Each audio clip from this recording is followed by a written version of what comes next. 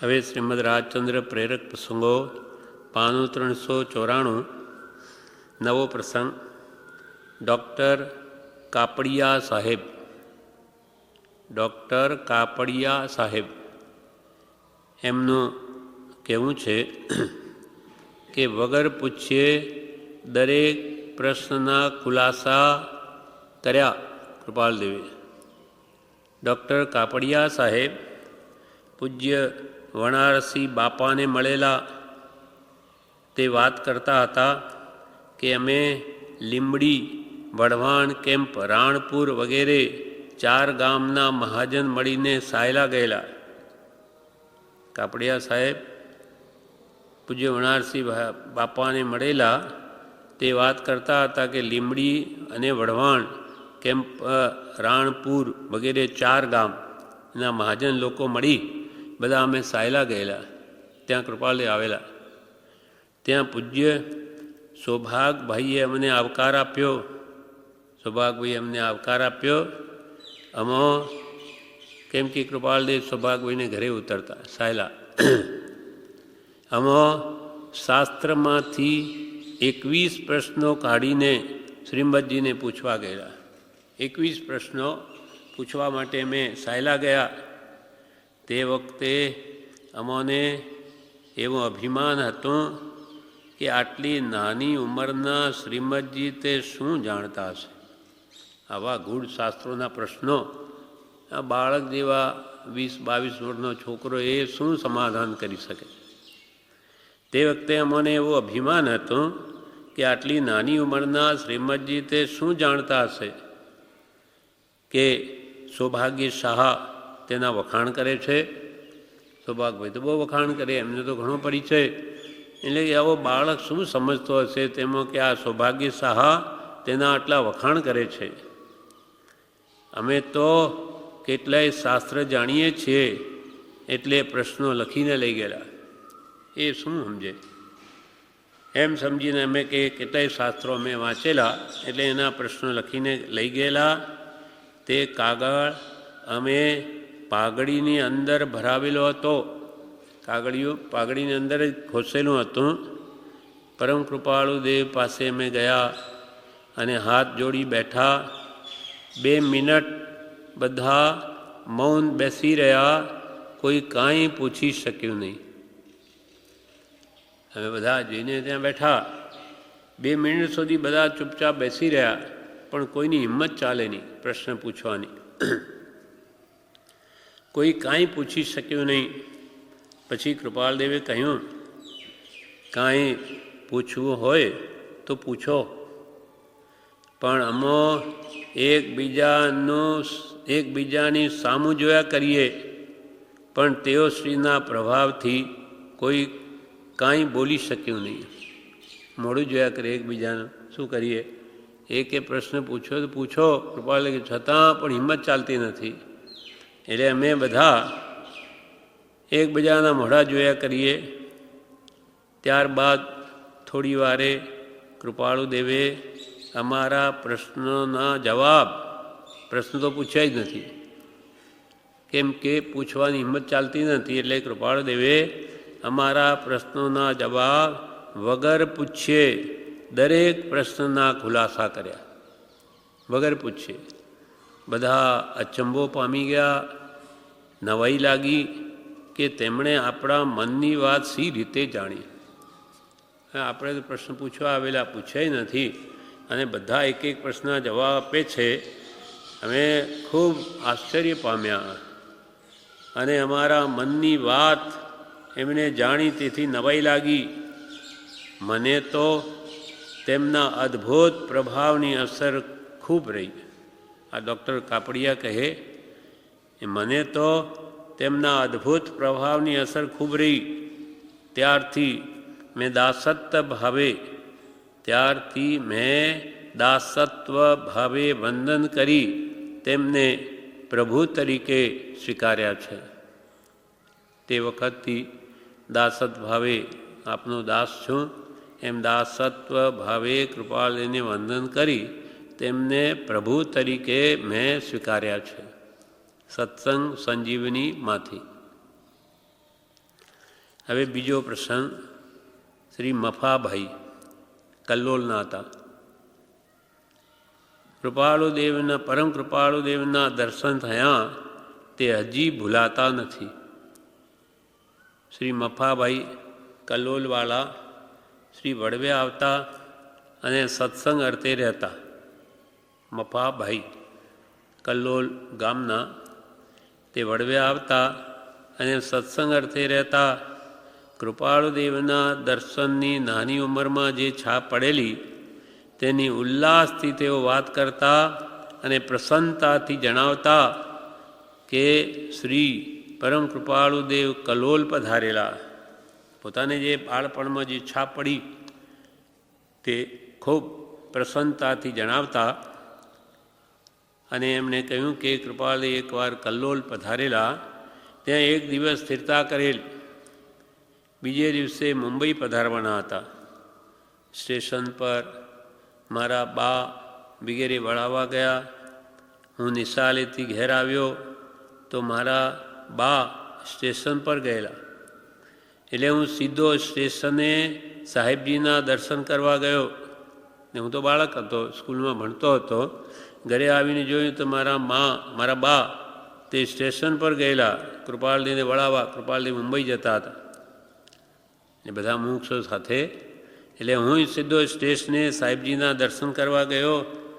જેવો સ્ટેશને પગ મૂક્યો તેવી જ ગાડીની સિસોટી વાગી અને ગાડી ઉપડી. હું તો સ્ટેશને પહોંચ્યો ને ગાડીની તો સીટી વાગી, ગાડી તો ઉપડી. હું દોડતો ડબ્બા તરફ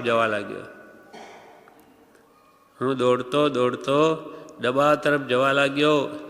ત્યાં તો કૃપાળુદેવે જાણી લીધું અને બારીમાંથી મુખમુદ્રા બહાર કરી મારી સામું જોયું અને હાથ ઊંચો પોતે કર્યો.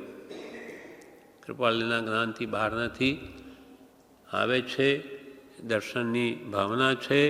તો કૃપાળદેવ બારીમાંથી મોઢું બહાર કાઢ્યું અને હાથ ઊંચો કર્યો.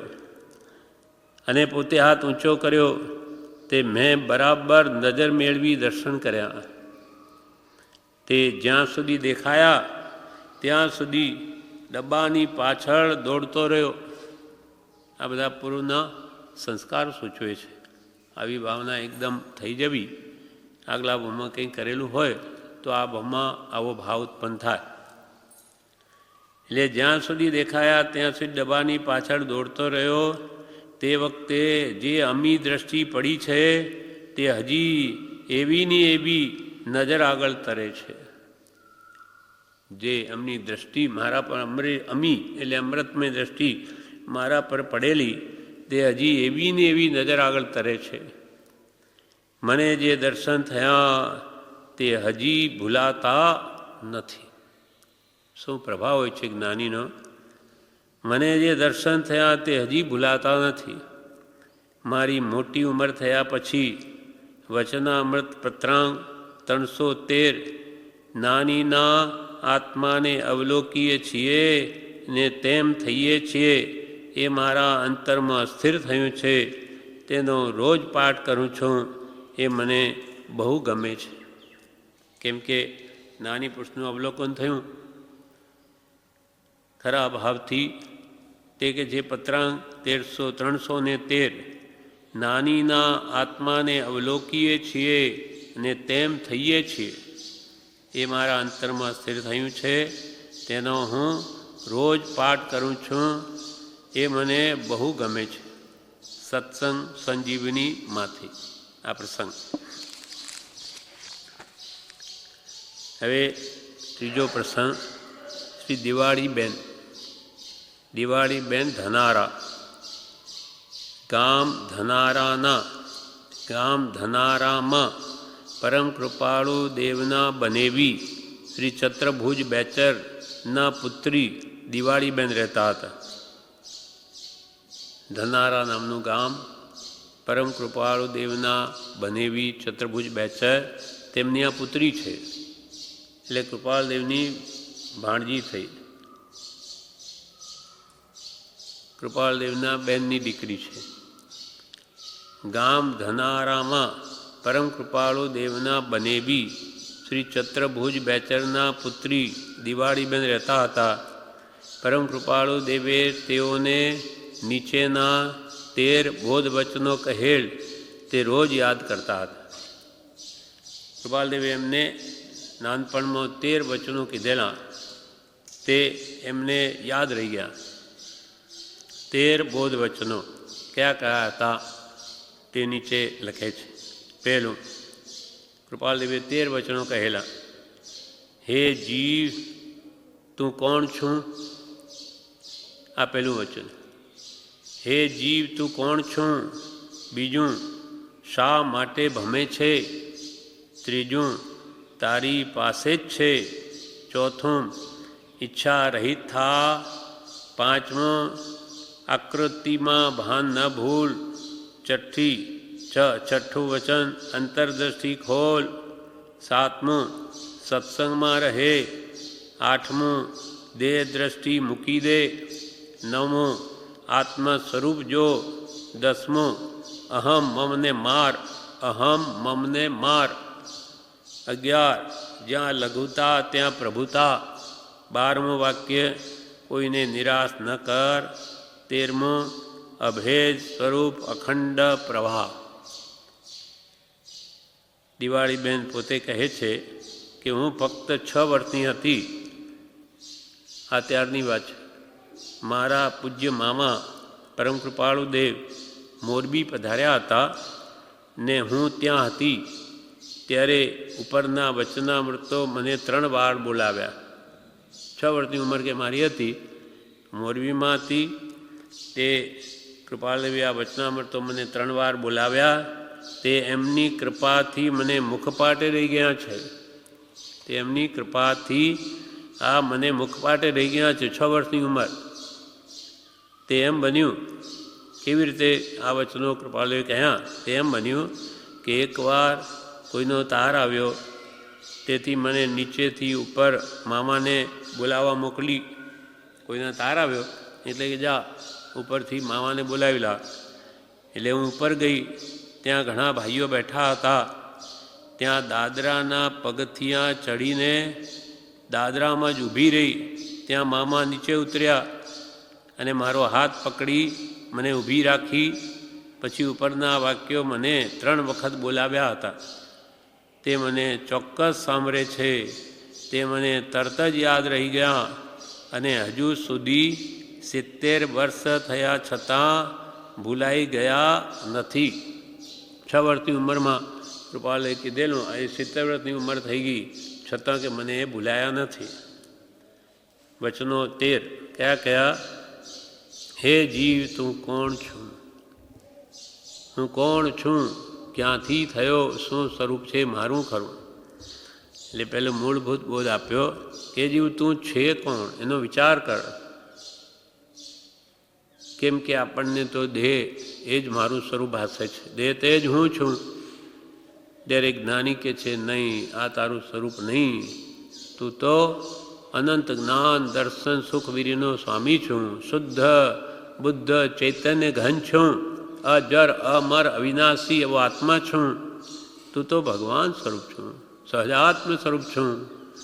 એમ ભગવંતે આપણું વાસ્તવિક જે સ્વરૂપ છે, જેણે આપ્યું ભાન નિજ તેને સદા પ્રણામ. આપણને આપણું ભાન જ નથી. જે સ્વરૂપ સમજ્યા વિના પામ્યો દુઃખ અનંત. અનંત દુઃખ આપણે પામ્યા છે 4 ગતિમાં. કેમ કે પોતાના સ્વરૂપનું જ ભાન નથી માટે. અને પર એવા દેહાદીને પોતાનું સ્વરૂપ માને છે, જે સાવ મિથ્યા છે. જે સ્વરૂપ સમજ્યા વિના પામ્યો દુઃખ અનંત, સમજાવ્યું તે પદ નમો શ્રી સદગુરુ ભગવંતે આપણે સમજાવ્યું. તો આત્મા છું, તું કંઈ જેવો તેવો છું, ચામડા હાડકામાં નહીં, સ્ત્રી પુરુષ નહીં, તો સિદ્ધ સમાન ભગવાન છું, સહજાત્મ સ્વરૂપ છું. એનું આપણને ધ્યાન આપ્યું છે. હે જીવ તું કોણ છું? એટલે કે એનો વિચાર કર, તું કોણ છું? આ સપ્ત દુર્ગંધમય ધાતુનો બનેલો એ દેહ તે રૂપ તું નથી. બીજો પ્રશ્ન છે બીજો, બીજું વાક્ય કૃપાલદેવે કહ્યું, શા માટે ભમે છે? આ ચાર ગતિરૂપ સંસારમાં શા માટે ભમે છે? એનો મર્મ તો કૃપાલદેવના હૃદયમાં હશે. આપણને કોઈ પણ સવળો અર્થ કરવામાં જ્ઞાનીની ના નથી. આત્મોન્નતિકારક અર્થ કરવામાં કોઈ બાદ નથી. એટલે આપણે આ શું કહેવા માગે છે ખરું તો જ્ઞાની જાણે, પણ જીવ તો કોણ છે એના ઉપદેશથી આપણે કંઈક જાણીએ. અને શા માટે ભમે છે? આ ચાર ગતિરૂપ સંસારમાં શા માટે ભમે છે? તો કે સુખ લેવા, સુખ મળે મને, ઇન્દ્રિય સુખ, એને જે સુખ માને છે. શા માટે ભમે છે? ચાર ગતિરૂપ સંસારમાં 84 લાખ જીવાયોનીમાં, અને સુખ પ્રાપ્ત કરતાં તો સુખ ટળે છે. લે સે લક્ષે રહો, ક્ષણ ક્ષણ ભયંકર ભાવ મરણે કાં અહો રાજ્ય. એટલે શા માટે ભમે છે? તો કે મને સુખ મળે. કેમ કે દરેક પ્રાણીને સુખ પ્રિય છે, દુઃખ અપ્રિય છે. કોઈ જીવ દુઃખી થવા માગતો નથી, બધાને સુખ જોઈએ છે. શા માટે ભમે છે? પછી ત્રીજું વાક્ય કહ્યું, તારી પાસે જ છે. તું જે સુખ લેવા જગતમાં ભટકે છે, સુખ બહાર છે જ નહીં, સુખ તારામાં જ છે. સુખ વસે આત્મા વિશે તેનો નહીં નિરધાર, સુખ શોધે હીન વસ્તુમાં જડમાં નહીં જડનાર. બ્રહ્મચારીજીએ પ્રજ્ઞાબોધમાં લખ્યું, સુખ તો વસે આત્મા વિશે. સુખ એ આત્માનો ગુણ છે, પોતામાં જ છે. સુખ વસે આત્મા વિશે પણ તેનો નહીં નિર્ધાર. એને આ વાત નક્કી થતી, નિશ્ચય થતો નથી. એટલે આ સુખ બહાર શોધે છે. એ જીવ તો ભ્રમામાં. કૃપાલ કે તને સત્ય કહું છું, સુખ અંતરમાં છે, બહાર શોધવાથી નહીં મળે. અંતરનું સુખ અંતરની સમ શ્રેણીમાં છે. તે પ્રાપ્ત થવા બાહ્ય પદાર્થો સંબંધીનું આશ્ચર્ય ભૂલ. બહારના પદાર્થો જોઈને શું તું રાજી થાય છે શું? પૂતગલનું રૂપાંતર છે, એક પૂતગલની પર્યાય છે, એમાં શું મોહ પામે છે? બધું નાશવંત છે. એટલે સુખ તારી પાસે જ છે. એટલે બીજું પહેલું વાક્ય તો કહ્યું કે હે જીવ તું કોણ છું? બીજું કે શા માટે ભમે છે? તો કે આ સુખ લેવા ભમું છું, ભટકું છું. તો કે ત્રીજું વાક્ય તારી પાસે જ છે, બહાર નથી, બહાર સુખ નહીં મળે. ચોથું વાક્ય, તે સુખ પ્રાપ્ત કરવું હોય તો કેમ થાય? ઈચ્છા રહિત થાય, ઈચ્છાઓને મુક્ત. हे जीव क्या इच्छत हवे? है इच्छा दुख मूल, जब इच्छा का नाश तब मिटे अनादि भूल. ઈચ્છાઓ, આ પ્રાણી સંસારી, કોઈ પણ સંસારી જીવ ઈચ્છાઓને લઈને દુઃખી છે. ઈચ્છા નવી નવી ઉગી કળને વળે છે. ઈચ્છા પૂરી થાય, બીજી ખાવાની, પછી સૂવાની, પછી પહેરવાની, પછી ફરવાની, પછી કંઈ કામ, એક પછી એક લાગ્યા જ રહે છે. માણસને શાંતિ જંપ જ વળતી નથી. એમ જેટલી ઈચ્છાઓ અથવા જરૂરિયાતો જીવની વધારે, તેટલો પ્રાણી વધારે દુઃખી. અને જેટલી ઈચ્છાઓ નાની પુરુષના બોધથી શમી ગઈ, તેટલું તેને તત્કાળ સુખ અહીંયા જ મળે, રોકડિયું. કંઈ લેવા જવાની જરૂર નથી, મારે કંઈ નહીં જોઈએ. તે ખરેખર સુખી. મુનિ એકો પરમ સુખી, કે જેને કંઈ જોતું નથી, જેને કછું નહીં ચાહીએ, વો શાહન કે શાહ. બાદશાહનો બાદશાહ છે. જેમ કે આત્માની મહાત્મા હોય, નગ્ન મુનિ જંગલમાં બિરાજમાન હોય, તેને ચક્રવર્તી જેવા એના ચરણમાં જઈને પડે. કેમ કે એણે જે આત્મરિદ્ધિ મેળવી છે તે ચક્રવર્તીઓ કહે છે કે અમે નથી મેળવી. તે એ બહુ સુખી છે એમાં આત્માઓ. મુનિ એકો હિ પરમ સુખી, જેને ઈચ્છા કંઈ નથી તે પરમ સુખી છે. માત્ર ઉદયાધીન જેનું વર્તન છે તે પરમ સુખી જીવ છે. એટલે અહીંયા કહ્યું સુખ ક્યાં છે? તારી પાસે જ છે. ચોથું કહ્યું સુખ મેળવવું હોય તો ઈચ્છા રહિત થા. ઈચ્છાઓ બહારની પર પદાર્થની મૂકી દે તો સુખ અંદર જ છે. આ તો તું સુખ માટે બહાર દોડે છે એટલે ઉડતું તારું સુખ જાય છે. સુખ પ્રાપ્ત કરતાં તો સુખ ટળે છે. લે સે લક્ષે રહો. આકૃતિ ભાન ન ભૂલ. આકૃતિમાં પાંચમું, આ બધી પૂતગલની આકૃતિઓ છે, પર્યાયો છે, અવસ્થાઓ છે. એમાં તારા સ્વરૂપનું ભાન ન ભૂલ, તું સ્વરૂપને ભૂલમાં, એમાં મોહ પામીને આકૃતિમાં ભાન ન ભૂલ. આ બધું રૂપરંગમાં તારા આત્માને મોહ પમાડમાં. છઠ્ઠું, અંતરદ્રષ્ટિ ખોલ, અંદરમાં જો. બહાર શું જોઈએ છે? બહાર તો બધું પૂતગલનું જ રૂપાંતર છે, એ તને ફસાવે છે. બધી માયા છે પૂતગલની, એ નહીં જોતા તારા અંતર આત્મદ્રષ્ટિને ખોલ કે તારામાં કેટલું સુખ શાંતિ રહેલા છે. અંતરદ્રષ્ટિ ખોલ, બાહ્ય દ્રષ્ટિને બંધ કર. એટલે એના માટે સમાધિ શતકમાં બ્રહ્મચારીએ લખ્યું છે કે કોઈ જીવ એક મકાનમાં હોય અને 6 બારીઓ હોય, તે બારીઓમાંથી બહાર જ જોયા કરે. એક બારીમાં જોઈએ, પછી બીજી, પછી ત્રીજામાં બહાર જોયા જ કરે. એટલે અંદરમાં શું છે એને ખબર જ નથી. એમ ઇન્દ્રિય દ્વારથી ચૂકી પડ્યો હું વિષયો વિશે, ભોગો પામી ન મેં પૂર્વે, જાણ્યું રૂપ યથાર્થ જે. 5 ઇન્દ્રિયોને મન એ રૂપી બારીઓથી આ જીવ બહાર જ વિચાર દોડે છે અને સુખ કલ્પે છે, પણ પોતાના આત્મામાં જ છે સુખ, એનું એને ભાન જ આવતું નથી. ઇન્દ્રિય દ્વારથી ચૂકી પડ્યો હું વિષયો વિશે, ભોગો પામી ન મેં પૂર્વે, જાણ્યું રૂપ યથાર્થ જે. મારું જે યથાર્થ સ્વરૂપ છે હજુ સુધી જાણ્યું નથી, હજુ સુધી બહાર જ ભટકું છું. તેમ અહીંયા કહ્યું આકૃતિમાં ભાન ન ભૂલ. છઠ્ઠું વાક્ય, અંતરદ્રષ્ટિ ખોલ, અંતરમાં સુખ છે, બહાર નહીં મળે. અને સુખ મેળવવું હોય તો 7મી કલમ સત્સંગમાં રહે. સત્સંગ પ્રાપ્ત થયો કે તેના પ્રભાવ વડે વાંછિત સિદ્ધિ થઈ જ પડી છે. સત્સંગ એ સર્વ સુખનું મૂળ છે. સત્સંગ મળ્યો કે એને હિત અહિત, પે અપે, ખાદ્ય ખાદ્ય બધું એને ભાન થાય. એટલે સત્સંગમાં રહે તો બધું જ સીધું થઈ છે, બધી વાત સમજાઈ જશે. પ્રભુશ્રી કહે કે પ્રભુ પડ્યો રે સત્સંગમાં અને સાંભળ કર તો કોઈ દિવસ થઈ જશે. કેમ કે જેમ કે આ સત્સંગનું ધામ અખંડ તીર્થશિરોમણી રૂપ સત્સંગ ધામ પ્રભુશ્રીની કૃપાયા થયું, તો અહીંયા આખો દાડો એક જ કામ છે, એનું એ પડ્યા કરે. તેનામાં અસર થયા વગર રહે જ નહીં. આ જીવ એવો છે, એને જેવો સંગ તેવો રંગ લાગે છે. નિમિત્તને આધીન જીવ છે. ઉત્તમ નિમિત્તોમાં રહે તો ઉત્તમ અસર થયા વગર રહે જ નહીં. અને સંસારના વાતાવરણ રહે તો ત્યાં એ ભૂલો પડે જ, ભૂલ ભલામણીમાં એનું ચાલે જ નહીં. એટલી તાકાત આપણી નથી કૃપાલદેવ જેવી કે મોહમય મુંબઈ નગરીમાં રહીને મોહને મારી શકાય.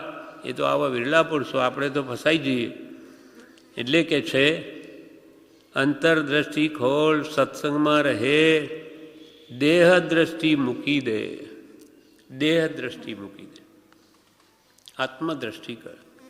અનાદિની આપણી દેહ દ્રષ્ટિ છે. હું દેહ છું, હું દેહાદિ સ્વરૂપ છું અને દેહ શ્રી પુત્રાદિ મહારાજ છે. એવી દેહ દ્રષ્ટિ હોવાથી એને આખું જગત દેહમાં જ દેખાય. અહીંયા દેહ હું એટલે આ બધા દેહધારી એ જ વર્તી રહે નહીં. એટલે અંતરમાં પોતામાંથી જો દેહ દ્રષ્ટિ ખસે અને પોતામાં આત્મા જોતો થાય તો બધામાં આત્મા દેખાય. નાનીને આપણે આ જ અંતર છે. પ્રભુશ્રી બધામાં આત્મા જુએ, આપણે બધાના દેહ જોઈએ. પ્રભુશ્રી આ તો બધા મળદા છે, મળદામાં શું જોવું? આમાં જે રહેલો પરમાત્મ સ્વરૂપ આત્મા એ જોવા જેવો છે. આજે આપણે બધામાં આત્મા છે તો અહીંયા બેઠા છીએ, અને હમણાં આત્મા બધું નીકળી જાય તો બધા મળદા બધી શમશાન થઈ જાય. તો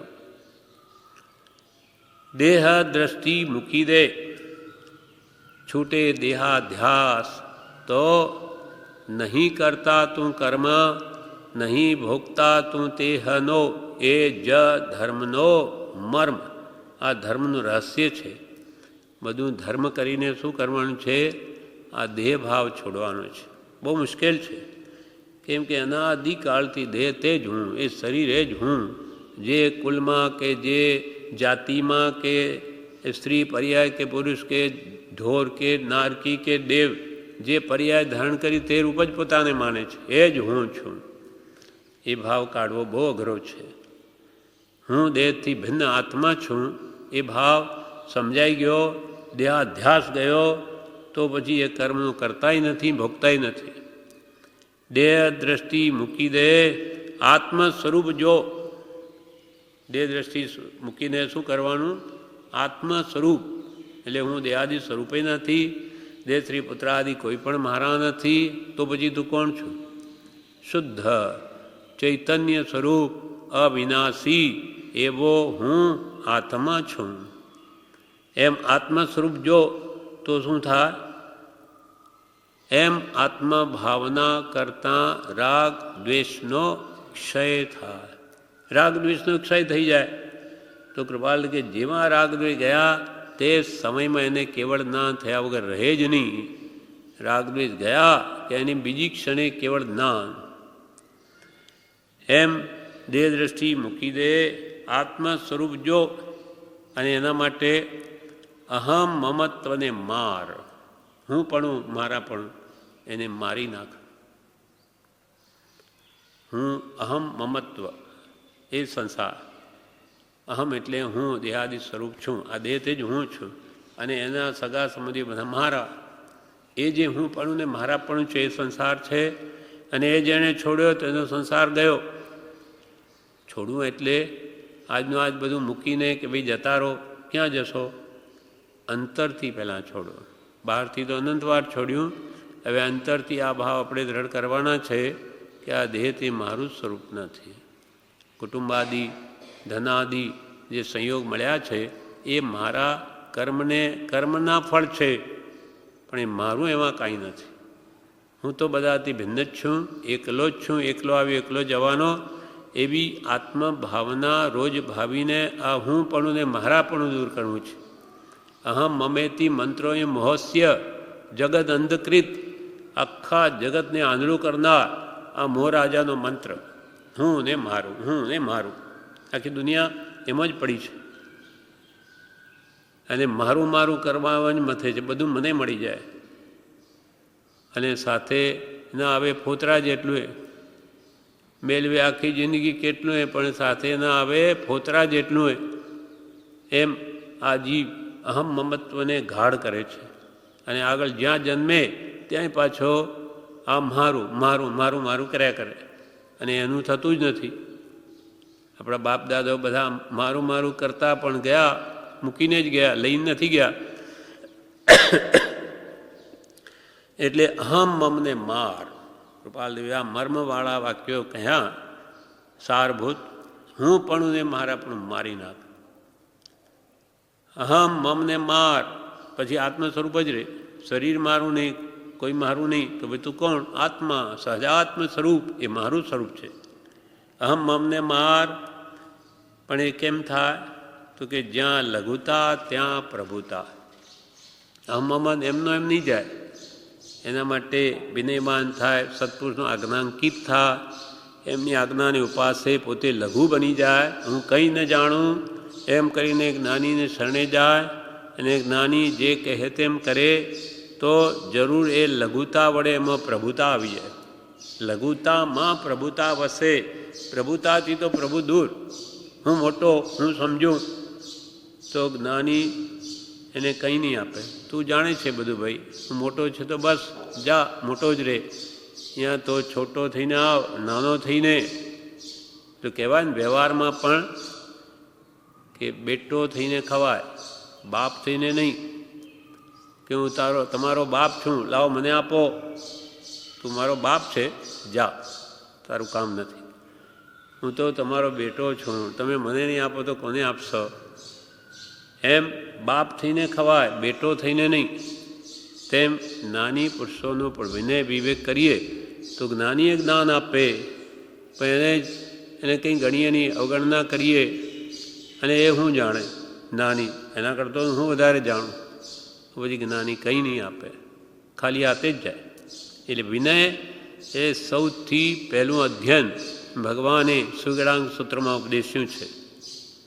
પહેલો વિનય નામનો અધ્યયન, પછી જે વિદ્યા પ્રાપ્ત. વિદ્યા વિનય શોભતે, અને વિનય વડે તત્વની સિદ્ધિ છે. એમ જ્યાં લઘુતા ત્યાં પ્રભુતા. જ્યાં લઘુ બન્યો કે એમાં પ્રભુ આવીને વસે. પ્રભુ કે પ્રભુ અમારું નામ લઘુ રાખ્યું તે ઘણું જ સારું થયું છે. અમે તો પ્રભુ સૌથી છેલ્લે જઈને બેઠા છીએ. એટલે અમે તો બધા દાસ છીએ. દાસ દાસ હું દાસ છું. આપ પ્રભુનો દીન બોલે તો રોજ છીએ એવો આપણા અંતરમાં સાચો ભાવ આવશે ત્યારે જ ગુણ પ્રગટ થશે. જ્યાં લઘુતા ત્યાં પ્રભુતા.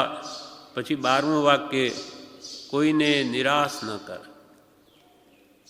એટલે કોઈને દુઃખ ન આપવું, કોઈને કિંચિત માત્ર પણ ઠેસ પહોંચે એવું ન કરવું, મન વચન કે કાયાથી. કોઈને કિંચિત માત્ર એની આશા તૂટે એવું કંઈ પણ કાર્ય ન કરવું. અને 13મું, અભેદ સ્વરૂપ અખંડ પ્રવાહ. જ્ઞાનીનું સ્વરૂપ, ભગવાનનું સ્વરૂપ ને આપણું સ્વરૂપ એક જ છે. નિશ્ચય નહીં, અભેદ છે, એમાં કોઈ ભેદ નથી. અને એનો અખંડ પ્રવાહ આપણામાં વહ્યા કરે.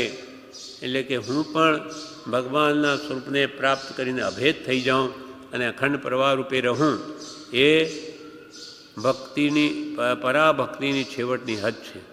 આત્મા અને પરમાત્માનું એક રૂપ થઈ જવું તે પરાભક્તિની છેવટની હદ છે.